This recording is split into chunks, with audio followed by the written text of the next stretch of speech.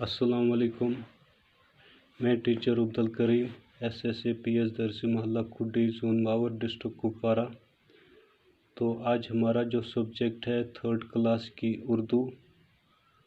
तो आज हमारा जो टॉपिक है बच्चों, मुनासिब लफ्ज़ तलाश करके खाली जगह पुर कीजिए। खाली जगह यहाँ पे जो दी है इन्हें हमें पुर करना है। तो यहाँ पे कुछ खाली जगह हैं, इन खाली जगहों को हमें पुर करना है। यहाँ पे देखिए बच्चों, उसने मोहन की डैश डैश पर राखी बांधी। किस पर राखी बांधी? कलाई पर या गर्दन पर? किस पर बांधी थी? कलाई पर। तो हम यहाँ क्या लिखेंगे बच्चों? यहाँ हम लिखेंगे कलाई। ठीक है। तो उषा ने मोहन के माथे पर डैश डैश लगाया। बच्चों, तिलक लगाया था या रंग लगाया था? तिलक लगाया। क्या लगाया था? तिलक।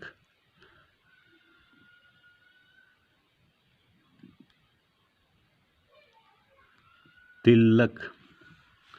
फिर है, रानी ने ये राखी बेचकर आपको अपना डैश डैश बनाया। क्या बनाया था बच्चों? भाई बनाया था या दोस्त बनाया था? भाई बनाया था ना। तो यहाँ पे क्या लिखेंगे? यहाँ पे भाई लिखेंगे।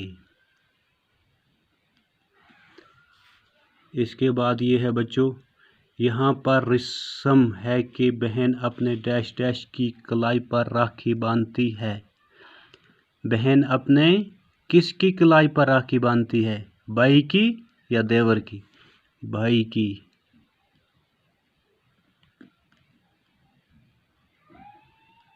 भाई की कलाई पर राखी बांधती है।